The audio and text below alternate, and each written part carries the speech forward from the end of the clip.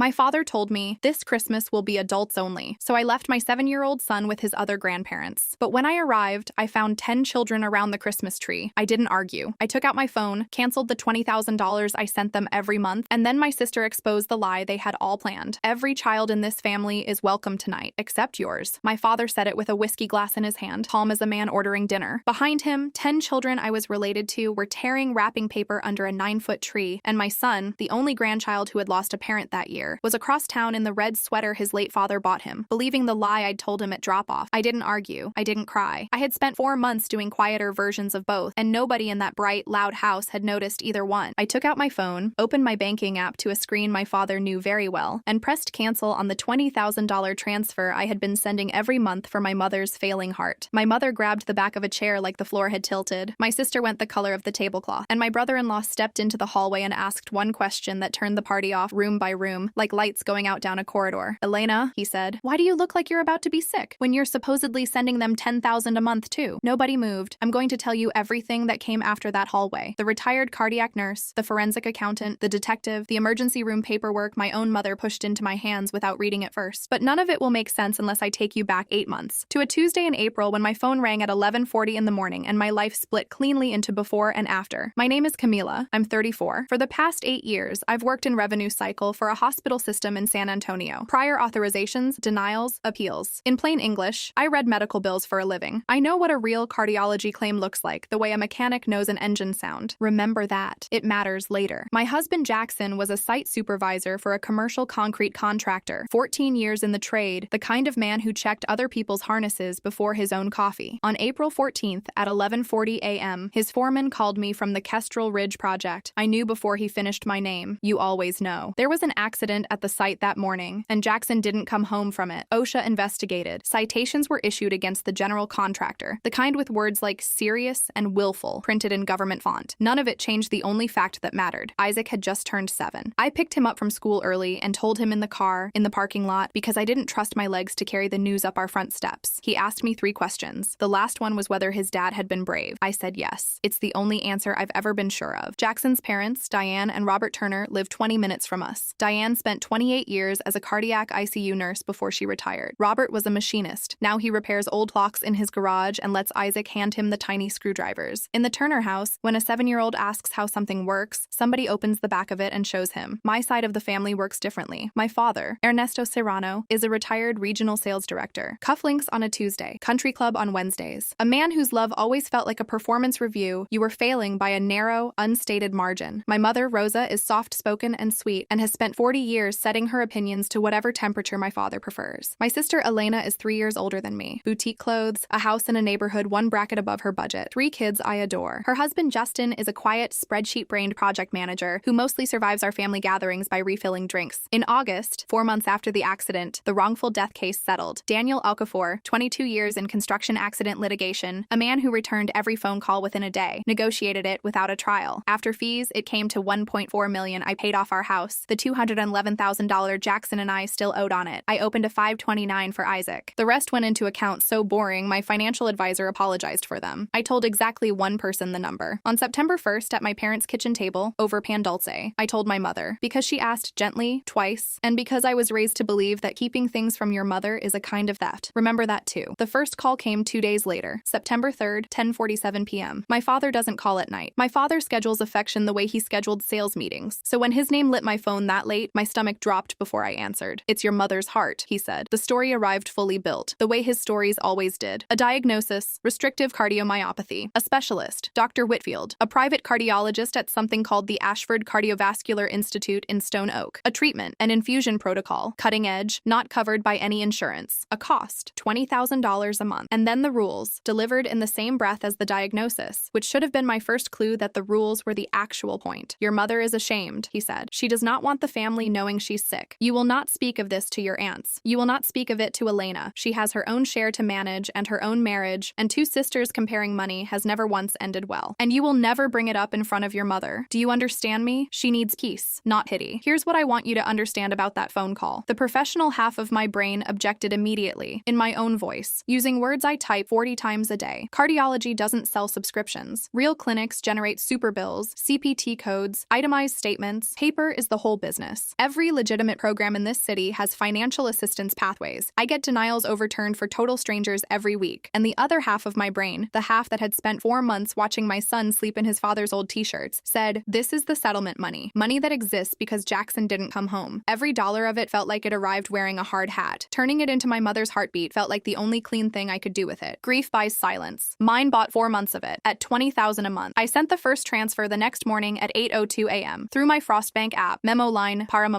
I slept well that night. It was the last time for a while. The second thing I noticed, I explained away. Early October, I asked my mother which days her infusions fell on, so I could drive her. A daughter's question. My father answered instead. They varied. The clinic handled all of it. Whitfield preferred patients rested rather than managed by their children. That night, I looked up the Ashford Cardiovascular Institute. 1 page, a stock photo of a smiling silver-haired couple, an address on Hardy Oak Boulevard, Suite 240, a phone number that went to a voicemail box that was full on Tuesday and still full on Friday. I told myself concierge medicine is like that, private, insulated, allergic to phones. I told myself a full voicemail box means a busy practice. Then I did what I do at work, out of reflex more than suspicion. I offered to help. I told my father I could review the coverage denial myself. Appeals are literally my job. And there was a decent chance I could get part of the protocol covered, or at minimum negotiate the self-pay rate down. I've watched 20% discounts appear because someone asked the right department in the right sequence. The silence on the line lasted 4 seconds. I counted, the way you count thunder. We did not ask for your job, my father said. We asked for your help. Shame is efficient. It ended the conversation, and it ended my questions. And on October 3rd, I sent the second transfer. And somewhere underneath everything, a small alarm kept humming that I had decided not to hear. Late October, I came over unannounced with Caldo, because that's what you do for a sick mother in my family, announced or not. I let myself in through the side door and stood in the kitchen for 10 full seconds before anyone knew I was there. The radio was on. My mother with the failing heart, the infusion protocol, the $20,000 months, was on a step stool in the living room, changing the curtains, hips moving a little to the music. When she saw me, something happened in her face that I have replayed 1,000 times since. Not joy, not surprise, calculation. She came down off the stool and made it to the couch in a single motion and was suddenly elaborately tired. I sat with her. I served the caldo, and while it warmed, I did the thing I'm trained to do. I inventoried the environment. You learn what heart failure looks like at home when you process its paperwork all day. There's a rhythm to those houses. A pill organizer the size of a tackle box. A blood pressure cuff on the counter. Low sodium everything in the pantry. A medication list taped inside a cabinet door in somebody's careful handwriting. Bathroom shelves with names I could type asleep. Metoprolol, furosemide, Entresto, spironolactone. I washed my hands in their hallway bathroom and opened the mirrored cabinet, and I'm not proud of it. And I would do it again. Multivitamins, aspirin, my father's cholesterol pills, a bottle of lotion, nothing. 4 months and $80,000 of nothing. On my way out, I passed the garage and saw a brand new set of Callaway golf clubs standing in the corner with the tags still on, and I noticed the driveway had been freshly resurfaced, and I put both facts in a drawer in my head and closed it, because the alternative was opening it. At the door, I held my mother's hands and asked her the only real question I had. Mama, are you scared? And her eyes, before one word left her mouth, flicked down the hallway toward my father's study. I sent the November transfer anyway, but that week I started a folder. Bank confirmations, dates, everything anyone had told me, written down the same night they said it. I told myself it wasn't suspicion. I document things for a living. It's how I stay calm. It's also, it turns out, how you build Exhibit C without knowing it. Mid-November, I tried one last time to fix it the polite way. I proposed paying the clinic directly. It's cleaner for everyone, I said. I set up provider payments all day. I'd get itemized statements for their taxes. I could probably negotiate the rate. My father did not yell. My father has never needed to yell. He went quiet in the specific way that means the temperature in the room now answers to him. Receipts, he said. You want receipts for your mother's life. My mother started crying on the sofa. On cue, I think now, though at the time it landed like a verdict. He built the rest of the speech on top of her tears. I treated family like an insurance claim. I had let that job turn my heart into a calculator. Was I keeping a ledger on her heartbeat? Was that it? My hands were shaking when I apologized. I want to be honest about that. I apologized. That night, Elena called me. Not to check on Mom, to scold me. Why do you insist on making Dad feel small? Either help or don't, Camilla. But stop auditing everybody. I remember standing in my kitchen after she hung up, one thought surfacing like something floating up from the bottom of a pool. The money isn't allowed to touch paper. Every rule, every eruption, every tear had one function. The money must never, ever touch paper. I looked directly at that thought. Then I looked away and made Isaac's lunch for the morning. Thanksgiving broke it open, although it took me another month to admit that. We spent it with Diane and Robert. It was their year in the rotation, and honestly, Isaac breathes easier in that house. After the pie, while Robert showed Isaac the inside of a mantel clock, Diane dried dishes next to me and asked, in the mildest voice in Texas, "How's your mama's heart doing?" I gave her the family script: restrictive cardiomyopathy, private specialist, infusions. The towel kept moving, but her eyes came up. 28 years in a cardiac ICU were suddenly standing in that kitchen with us. Yes. What's her ejection fraction? I didn't know. What are they infusing? What's her med list look like? Who's her electrophysiologist? I didn't know. I didn't know. I didn't know. Diane nodded slowly and folded the towel, and her face did a thing I later learned nurses practice. Perfect, warm neutrality. The face you wear over bad vitals. Sweetheart, she said, next time you're over there, take a peek at her prescription bottles for me. Just the names. I didn't tell her there were no bottles. Saying it out loud would have made it true. That night, I called my mother, kept it light, said the hospital was doing a family history initiative, and I needed her cardiac details for my records, her ejection fraction, her medication names. 2 facts every cardiac patient's household can recite at 3 a.m. My mother said, the doctor keeps all of that. Then there was a rustle, and my father's voice replaced hers. You're being morbid, he said. She needs peace, not paperwork. And the line went dead, and I sat with my phone in my lap doing math I didn't want to do. So I made it official. December 1st, I emailed them. Email, because by then I wanted timestamps, and asked for a single invoice from Ashford. Not for suspicion, I wrote, for taxes. Medical expenses above 7. 5% of income are deductible. I do this professionally. 1 invoice. The reply came at 11:58 p.m. 3 paragraphs. The middle sentence was in capital letters. The word ungrateful appeared twice. After everything, 3 times. Not 1 syllable about the invoice. And on December 3rd, I want this on the record because it's the part I had to forgive myself for. I wired the fourth $20,000 anyway. Canceling felt like a diagnosis I wasn't ready to give. 2 weeks later, December 18th, my father called about Christmas Eve. Adults only this year, he said. Your mother wants an elegant night. No toys, no shouting, no questions. Last Christmas, there had been a kids' table with butcher paper and crayons. But grief rearranges families, I told myself. Maybe illness does too. Diane took Isaac without hesitating. At drop-off, he stood in their doorway in the red sweater Jackson bought him last year, the sleeves already creeping up his wrists, holding his toy tight. Can I see you tomorrow? He asked. We'll see, sweetheart. I lied to a 7-year-old and drove away. It was the last lie I told for my family. They had no way of knowing that. Neither did I. The driveway told me before the door did. SUVs bumper to bumper, and in the back of every single one, a car seat. I remember standing in the cold thinking that was a strange fleet for an adults-only evening, and then the front door opened and the sound came out. Running feet, Christmas music turned up loud, the specific shrieking laughter of children who are exactly where they're supposed to be. My sister's 3 kids were tearing wrapping paper under the tree. My cousin's kids were decorating sugar cookies at the island, frosting to their elbows, lights on the staircase. A whole dessert table, set low, for children, 10 of them. I counted without meaning to. Every child in the family. Every child except mine. Where's our little scientist tonight? My Aunt Lourdes asked, genuinely puzzled, glancing behind me for Isaac. I got him a telescope, my Uncle Beto said, pointing at a long box under the tree with Isaac's name on the tag. Nobody in that room had heard of an adults-only dinner. The lie had an audience of 1. It had been built for me, at my exact size. I found my father in the hallway by his study, whiskey in hand. You told me no kids were coming. Lower your voice, my mother hissed from the kitchen doorway. Don't make a scene, Elena said, arriving with her arms already crossed. Isaac's better off with Jackson's parents anyway. They're his family too. My father took a slow drink and looked into the living room. At the noise, the paper, the frosting, at somebody else's grandchildren being 7 years old at full volume. These children, he said, know how to behave. They don't touch things. They don't interrupt. They don't ask 100 questions. I told him Isaac had lost his father 8 months ago. I told him his teachers use the words bright and kind in the same sentence. I told him that asking how a grandfather clock works has never once been a crime. My father looked past me and took his time. He always took his time when he wanted the silence to do the work. These children deserve to be here, he said finally. And Isaac doesn't? He didn't answer. He adjusted his cufflink like the conversation had ended somewhere beneath him. My mother had gone very still in the doorway, positioned the way she always positioned herself, close enough to watch, far enough to stay out of the damage. Elena studied the floor. 8 months. My husband had been gone 8 months, and my father could not produce one true sentence about his grandson. So I stopped asking for one. I took out my phone. I opened the Frost app to the screen he knew. The recurring transfer, $20,000, the 3rd of every month, 4 months running, for my mother's heart, for the specialist she supposedly saw, for the medication she had wept about needing, $80,000, and I had never seen one invoice, one prescription label, one appointment card. I had wired it like a woman buying her mother years because that is exactly what I believed I was doing. My father's eyes went straight to the screen. He knew the screen. That told me something too. What are you doing? What I should have done the first month you asked. I pressed cancel. 9:17 p.m. The confirmation was small and gray and very quiet. My mother grabbed the back of a dining chair like the floor had moved. Elena went white. Not upset white, caught white. There is a difference. And I watched it happen. And before anyone could produce a script, Justin stepped into the hallway. He'd been standing near the kitchen with a dish towel over his shoulder, and I will never know how much he'd already heard, but his eyes were on his wife and his voice was terribly level. Elena, he said, why do you look like you're about to be sick when you're supposedly sending them $10,000 a month too? Elena did not look at him. She did not look at me. Her thumb moved once and locked her phone. It's a small gesture. I've thought about it for months. Innocent people reach for their phones to prove things. Guilty people put them to sleep. Standing in that hallway with my own phone still lit in my hand, I understood something whole, all at once, the way you understand a picture and not a sentence. My son was not the only lie in that house tonight. He was just the only one they thought was free. Show him the transfers, Elena, I said quietly. Show all of us. Nobody moved. My father tried to reassemble the evening. It is Christmas Eve and this family will not, but the party was already dying, room by room behind him. Conversations dropping like circuit breakers. Aunt Lourdes frozen in the doorway with the words 10,000 a month visibly rearranging her face. Justin said, Elena, phone, not loud, final. I didn't stay for what her silence turned into. I got my coat and I walked out past the tree with the telescope under it, and I sat in my car in the cold until my hands, which had been perfectly steady through all of it, finally started to shake. Then I drove to Diane's, and I stood in the doorway of the guest room watching Isaac sleep in a nest of borrowed blankets. And when I came downstairs, Diane was at the kitchen table with 2 mugs and her reading glasses on, like she'd been expecting me. I said the sentence out loud for the first time. I think my parents invented her heart. Diane didn't gasp. She pulled a legal pad across the table. Then let's stop thinking it, she said, and start proving it. Tell me every word they've ever said about her condition, and I'll tell you which parts are medically impossible. We worked until almost 2 a.m. Column A, their claims. Column B, her 30 years of reasons each claim fell apart. A monthly cash infusion protocol for restrictive cardiomyopathy, not a treatment that exists in that shape. A cardiologist with no visible practice. So I pulled up the NPI registry on my phone, the public database I search every working day of my life, and typed Whitfield, cardiology, San Antonio. 0 results. A doctor without an NPI number cannot bill anyone for anything. A doctor without an NPI number is, professionally speaking, a ghost. There it is, Diane said softly and turned the pad around, and for the first time in 4 months, somebody's paperwork agreed with my stomach. Christmas morning, 9 a.m., Justin was on my porch. He hadn't slept. You could see it. He was holding a folder, and folders had apparently become the family's love language. 14 months of joint account statements. He walked me through them at my kitchen table while Isaac watched cartoons 12 feet away, and he kept his voice down the whole time, and that careful quiet was somehow worse than any shouting. Elena's 10,000 a month had started in September, same as mine, but the Zelle recipient on every transfer wasn't my mother or my father. It was Elena S., her own personal account, at a bank Justin didn't even know she had, and backing up further, a $38,000 draw on their home equity line in June. 3 credit card cash advances over the summer, a hole that predated my mother's heart by months, which meant the illness hadn't created Elena's transfers. The illness had been fitted around them, like a coat, cut for a body that already existed. I thought I was paying for her heart too, Justin said, and laughed the way people laugh when the other option is worse. 4 months, $40,000. I never checked the recipient line. Who checks the recipient line on their own wife? 2 marks, 2 streams, 1 rule holding it all together. The sisters must never compare notes. That afternoon, I called Daniel Okafor, the attorney from Jackson's case, 22 years of returning calls, who picked up on December 26th like it was a Tuesday. He listened all the way through, said, "I'm sorry, Camilla," like he meant it, and gave me 2 names. A fraud recovery litigator named Marisol Vega, 19 years in practice. And first, before any lawyer, a forensic accountant. Priya Raman, he said, CPA, certified fraud examiner, 15 years, ex-IRS criminal investigation. If money moved, Priya can tell you where, when, and usually why. Call her before you talk to anyone in your family again. I called her that evening. Her first question was not about my parents. It was, do you have your own statements? And have you written things down with dates? I looked at my folder, the one I'd started in November, telling myself it wasn't suspicion. Yes, I said. Good, said Priya Raman. You'd be amazed how many people bring me feelings. You brought records. This will go faster. They didn't give us the week. December 27th, 9:41 p.m., the family group text lit up. Elena. Mom's in the ER, chest pains. Are you happy now, Camilla? I want to describe what those words do to you when you are 70% sure the illness is fake, because the missing 30% arrives all at once, wearing sirens. My ears went to static. I got Isaac's shoes on the wrong feet and didn't notice until Diane, who insisted on driving, pointed it out gently in the driveway. The waiting room at the Stone Oak ER was a stage, fully dressed, my father pacing with his hands clasped behind him. Elena, mascara ruined, being held up by an aunt. Every face turning to me on cue, the doors barely done sliding. Now you come, my father said, loud enough for the row of strangers by the vending machine. Resume the transfers tonight, Camilla. Tonight. Or whatever happens in that room is between you and God. Here is where I have to confess the ugliest temptation of my life. I work for this hospital system. My credentials were in my pocket. I could have opened my mother's chart from my phone in under a minute and lost my job, broken federal law, and handed my father a genuinely guilty daughter to replace the invented one. I put my phone in Diane's purse and sat on my hands, literally, for 3 hours. Aunt Lourdes sat down next to me around midnight. Mija, she whispered, whatever the fight is about, is it worth this? And I couldn't answer because the honest answer was, I don't know yet. And hell is the place where you wait to find out. Short version of a long night. At 1:15 a.m., my mother walked out, discharged, in her own clothes, moving fine, my father's coat around her shoulders like a cape after a victory. She crossed the parking lot toward me under under the sodium lights, pulled the discharge paperwork out of the folder they give you, and pushed it against my chest with both hands. "Read it," she said, shaking. "Read what you did to me." She meant it as a sentence. She had not read her own evidence. Nobody in my family ever imagined I would actually read anything. I read it right there in the parking lot, Diane at my shoulder. Troponin, 2 draws, negative. EKG, normal sinus rhythm. History line. Patient reports no known cardiac history. Medications on intake. Patient reports no current medications. Clinical impression, non-cardiac chest pain. Anxiety reaction. Discharge condition, stable. No cardiac history. No medications. In her own words, to a triage nurse at 8:52 p.m., with nothing to gain by lying and no husband in the room yet to script her. Diane read it twice and then said in the gentlest voice imaginable, "Honey, this is the healthiest heart paperwork I've seen in 30 years. My mother had handed me Exhibit A as a punishment. I photographed every page under the parking lot lights and then folded the originals into my bag. And when my father came striding over to collect his family, I said goodnight to him, and I meant the good part because for the first time in 4 months, I knew exactly what was true. The week between the ER and the meeting, everything professional happened at once. Priya Raman's office is above a taqueria on Broadway, 3 monitors and a whiteboard and the smell of barbacoa coming up through the floor. And I mean this as the highest compliment. It is the most honest room my family's money has ever been discussed in. By December 29th, she had a preliminary map, tabs labeled in a binder like it was nothing, like it wasn't my childhood being reorganized into exhibits. The Ashford Cardiovascular Institute's web domain, registered August 28th behind a privacy proxy, on a $9 template. The smiling silver-haired couple in the photo, a stock image she reverse searched to a dermatology practice in Ohio. August 28th, the settlement closed in late August. My first call for money came September 3rd. The scaffolding had been built before the ask. They hadn't panicked into this. They had planned it, on a calendar, around my husband's death benefit. Suite 240 on Hardy Oak. I drove there myself on January 2nd. It's a virtual office storefront. Suite 240 is a brass mailbox in a wall of brass mailboxes. I stood in front of it for a while, this little rectangle I had been funding at $20,000 a month, and then I photographed it for the binder. Dr. Whitfield, no record in the NPI registry, and Priya's confirmation, no such license in the Texas Medical Board database. Not retired, not lapsed, never existed. And the why, sitting in public court records the whole time, Chibolo Bend Partners LLC, a real estate development that went into receivership in May. Members listed in the litigation, 3 names, and one of them was Ernesto Serrano. His retirement, most of it, Priya estimated from the filings, had gone down with it in the spring. Your father didn't lose your mother's health, Priya said, capping her marker. He lost the money, in May. Everything after May is just the story he told about it. On December 30th, I sat across a desk from Detective Ray Salcedo, SAPD Financial Crimes, 16 years, a man with reading glasses pushed up on his head and the world's calmest way of saying alarming things. He took the binder, took my statement, and explained that what I was describing is called theft by deception, and that at $80,000 it sits comfortably in third-degree felony territory in Texas. Whether your parents get charged, he said, is largely a question of what you're willing to sponsor. Families usually aren't, but the report exists now. Case numbers on this card. Sometimes the number is the point. It turns a family story into a file. Justin, meanwhile, had retained Whitney Park, board certified in family law, 14 years. She filed on January 5th. In Bexar County, standing orders drop on both parties the moment a divorce is filed. No draining accounts, no moving assets, which mattered, because Elena had already zelled herself another $18,000 on the 26th, 2 days after the hallway. Whitney's subpoenas went to both banks the same week. Every day is money, Whitney told him, and she wasn't wrong. It just wasn't only money anymore. My father called the family meeting for January 6th. The invitation, Elena sent it, which tells you who still ran logistics, said we would be discussing Camilla's behavior and this family's future. Sunday afternoon, no children. That part, at least, they finally meant. The living room was arranged like a hearing. My father stood by the fireplace and narrated for 10 minutes. My instability since Jackson's death, my obsession with money, the scene I had caused on a holy night, the emergency room I had put my mother in. He used the phrase, audit her own family, with his lip curled, like the words themselves tasted of something. I let him finish completely. Then I opened the binder. You're right, Papa. I audit things. I audit strangers' worst days for a living, and you arranged things so that I'd have to do it to my own mother. So let's go through the findings. Exhibit A, the ER discharge papers. Provided to me, I noted, by the patient herself. I read the 2 lines out loud, flat, twice, because rooms need repetition. No known cardiac history. No current medications. Exhibit B, the NPI registry and Texas Medical Board searches. There is no Dr. Whitfield. There has never been a Dr. Whitfield. Exhibit C, a photograph of Suite 240. A brass mailbox the size of a hardcover book. That's the Institute, I said. I've been sending it your mortgage payment. Exhibit D, the domain registration, August 28th, 5 days before my father's midnight call. You built the clinic before you told me Mama was dying. Planning is not panic. Exhibit E, the Chibolo Bend receivership docket, my father's name on page 3. You didn't lose her health in September. You lost your money in May. The room had gone very quiet, the specific quiet of relatives recalculating 30 years of a man. My father started a sentence. How dare! And that was when Justin stood up up and set an enlarged printout on the coffee table where everyone could see it. 14 months of Zell history. Recipient name circled in red on every line. Elena Serrano Whitmore. Then, the June HELOC draw. Then, the $18,000 moved 2 days after Christmas. $40,000 for your mother's heart, Justin said to his wife, still terribly level. Which account does her heart bank at, Elena? And Elena broke. Not into tears first, into information, which told me everything about what she'd actually been protecting. She turned on my father so fast the room flinched. Tell them it was supposed to be 1 year. Her voice went up and cracked. Dad, tell them. You sat at that kitchen table in August and you said 1 year. Until Chibolo Bend paid something back. You said Camilla's settlement was, you said God had balanced the scales. Those were your words. You do the heart story with Camilla. I handle my side with Justin. Nobody compares numbers because the girls don't talk about money. That was the whole plan. Elena, my father's voice, the old boardroom snap of it, but she was past him now, saving the only thing she had left, which was the version where she wasn't the architect. Out it all came, in front of Lourdes and Beto and every adult they'd curated for that hearing, the August kitchen table, his wiped-out retirement, her debts, the boutique that failed quietly, the cards, the equity line that she'd been drowning in since spring, the story built to fit both holes at once. Mama coached on symptoms, the secrecy rules, load-bearing, and then the last piece, the one I hadn't solved, the one I'd been telling myself was ordinary cruelty. And Christmas, Elena stopped and looked at me, and for 1 second my sister was actually in her own eyes. Camilla, the adult's only thing was because of Isaac. Diane started asking medical questions at Thanksgiving, and Isaac tells Diane everything, he narrates everything, he's like the evening news. One dinner watching Mama cook and dance and carry trays, and a 7-year-old ends the whole thing without knowing he did it. The room took that in. Every face turned toward my father holding the same arithmetic. They had excluded a grieving 7-year-old from Christmas as a containment strategy. The cruelty in the hallway, children who behave, children who don't ask questions, had been improvised paint over a load-bearing lie. Aunt Lourdes stood up. She picked up her purse, looked at my father for a long moment, and walked out without a word. Beto followed. Then the others, in ones and twos, the social verdict delivered the way our family delivers everything important, in silence, on the way to the cars. My mother spoke last, into the wreckage, and I'll give her this. It was the first fully true sentence I'd heard in that house in months. I was scared of being poor, she said, and I let being scared make me cruel. It wasn't enough. It was just true. Sometimes that's all a beginning is. I stated my terms quietly to the three of them, with Justin as witness. I would not sponsor charges, not out of mercy exactly. Isaac has lost enough this year. He will not also be the boy whose grandparents went to prison, but Detective Salcido has the file, and the file stays open in every way that matters to me. Then I told them the rest would arrive through Marisol Vega's office, picked up the binder, and went home to my son. The paperwork of consequences is boring, which is one more thing television gets wrong about justice. In February, my parents signed a written acknowledgement and an $80,000 promissory note, secured by a lien on their house, Vega's suggestion, and the best one I got all year. Apologies depreciate, she told me. Liens don't. When the house sold in June, because of course the house had to sell, the club dues, the leases, the whole Velvet stage set had been running on my transfers. The title company paid the note off at closing. I put every dollar into Isaac's 529. Money raised by a lie will pay for his questions. I find that fair in a way I can't fully explain. My parents live in a 2-bedroom now near Lourdes, who checks on my mother and does not check on my father. The country club lapsed in the spring. Nobody in the family is cold to them exactly. They're polite. Polite, in our family, is the Ice Age. My father's real currency was never money. It was being believed at full volume without receipts. That account doesn't reopen. Elena and Justin's divorce was final in October. The subpoenaed records confirmed all of it, and the decree said so in the flat language decree's use. Concealment, waste of community assets. The hidden debt went with her. So did a judgment to pay Justin back the $40,000 monthly for a long time. She's in an apartment now, working an office job, and she has the kids half the week. And I want to say clearly, those 3 kids are okay. They are loved from every direction. They know none of the arithmetic. And the one thing every adult in this disaster finally agreed on was that they never will from us. Whatever their mother did, she shows up for them. I've decided that gets to count for something, from a distance. My mother sees a real doctor now. Her actual diagnosis, after all of it, turned out to be the one thing in the story that was never invented. Anxiety, decades of it, the kind you develop being married to weather. She has a therapist. She writes me letters, 1 a month on paper, in the looping hand that used to sign my permission slips. I read every one. I have answered 2. Isaac's telescope reached him after all. Uncle Beto dropped it at Diane's himself on December 26th, the day the Turners threw what Isaac still calls second Christmas. Paper everywhere, questions encouraged, a 7-year-old allowed to be exactly the volume he came in. The red sweater is too small now, he knows it. He keeps it folded on the shelf in his closet anyway, and neither of us has ever once suggested otherwise. Some evenings we set the telescope up in the backyard, and this spring we found Saturn, and my son, the child who was too much, too loud, too curious for one Christmas, narrated the rings to me for 17 straight minutes, and I would not have traded 1 second of it for every elegant silence my father ever curated. In April, a year after Jackson. One of my mother's letters asked to see Isaac. I thought about it for 2 weeks. Then I gave her 1 hour, a park, me on the next bench. She brought no gifts. She asked him about school and the stars, and she listened. Actually listened, leaning in, no clock running behind her eyes. When I said time, she stood up without bargaining. In the car, Isaac fastened his seatbelt and delivered his report, evening news style, the way he does. Grandma Rosa asks good questions now. Children hand out mercy like it costs nothing. Maybe for them it doesn't yet. At the curb, she bent to my window and her hands were doing that anxious fold I now understand was never a symptom of her heart, just her life. Will I see him again? She asked. We'll see, I said. Last December, I said those words to a 7-year-old as a soft way of lying. This time I looked my mother in the eye when I said them, and for the first time in my family's history, we'll see meant exactly what it said. Nothing promised, nothing closed, everything from here on out earned. She nodded like she understood the terms. I think she finally did.